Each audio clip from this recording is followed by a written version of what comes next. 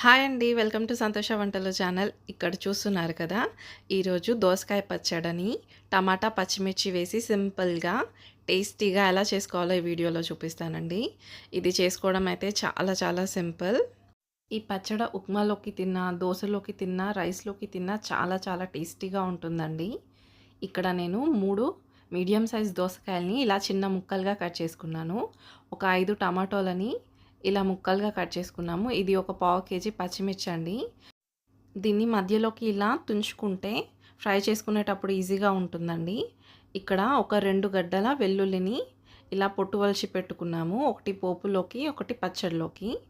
ఇప్పుడు దీనికోసం ముందుగా గ్యాస్ పైన కడాయి పెట్టేసి ఒక 2 టేబుల్ స్పూన్స్ వరకు ఆయిల్ వేసుకోవాలి. ఈ ఆయిల్ వేడయిన తర్వాత 1 టీ స్పూన్ వరకు జీలకర్ర వేసుకుందాం. అలాగే ఒక గడ్డ వెల్లుల్లి వేసుకోవాలి. ఇప్పుడు పచ్చిమిర్చి వేసి ముందుగా ఈ వెల్లుల్లి, పచ్చిమిర్చిని మంచిగా వేయించుకోవాలండి.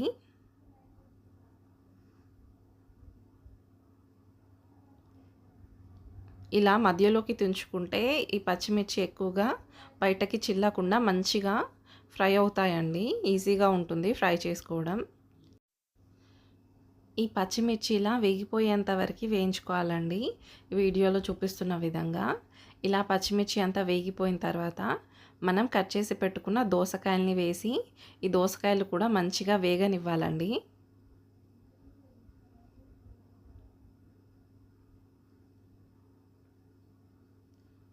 ఈ దోసకాయ ముక్కల్ని కూడా మంచిగా కలుపుకొని ఈ దోసకాయలు కూడా వేగేంత వరకు మూత పెట్టి వేయించుకోవాలి, మగ్గనివ్వాలండి.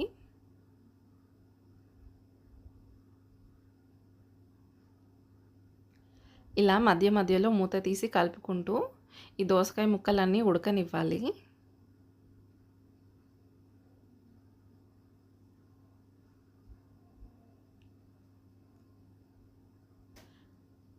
ఇలా దోసకాయ ముక్కలన్నీ ఉడికిపోయిన తర్వాత మనం కట్ చేసి పెట్టుకున్న టమాటోలని వేసుకుందాం.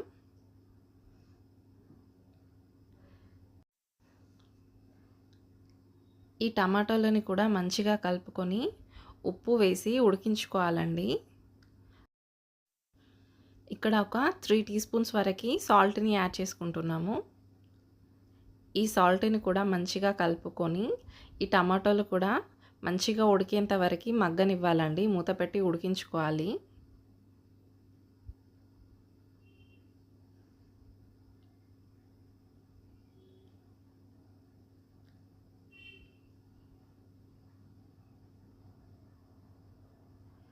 ఇక్కడ చూసారా, టమాటోలు కూడా మంచిగా ఉడికిపోయాయి. టమాటోలు, దోసకాయ, పచ్చిమిర్చి ముక్కలన్నీ మంచిగా వేగిపోయాయండి. ఇది చేసుకోవడం అయితే చాలా చాలా సింపుల్. ఇలా వేగిపోయిన తర్వాత దీన్ని మనం పక్కన పెట్టుకోవాలండి చల్లగా అయ్యేంత వరకు. ఇలా చల్లగా అయిన తర్వాత వీటన్నిటిని మిక్సీలో వేసుకొని మెత్తగా మిక్సీ పట్టుకోవాలండి.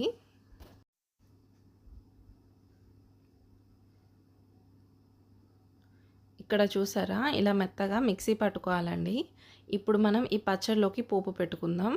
దానికోసం గ్యాస్ పైన ఒక కడాయి పెట్టేసి ఒక 1½ టేబుల్ స్పూన్ వరకు ఆయిల్ వేసి ఈ ఆయిల్ వేడయిన తర్వాత ఒక 1 టీ స్పూన్ ఆవాలు, 1 టీ స్పూన్ జీలకర్ర వేసుకోవాలండి. అలాగే ఒక గడ్డ పొట్టు వలిచిన వెల్లుల్లిగడ్డ రెమ్మల్ని వేసుకోవాలండి. ఈ వెల్లుల్లి కొద్దిగా వేగిన తర్వాత మనం ఒక 4 ఎండుమిర్చీలని వేసుకోవాలండి.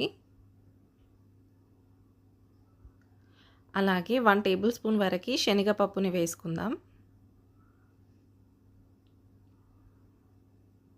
ఒక 3 రెమ్మల కరివేపాకు కూడా వేసుకోవాలండి.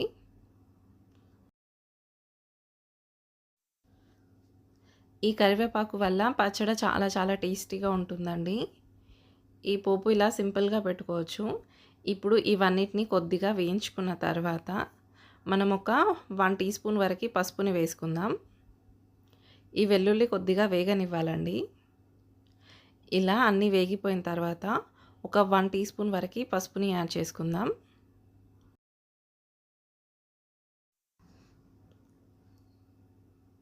ఈ పసుపుని కూడా మంచిగా కలుపుకోవాలండి.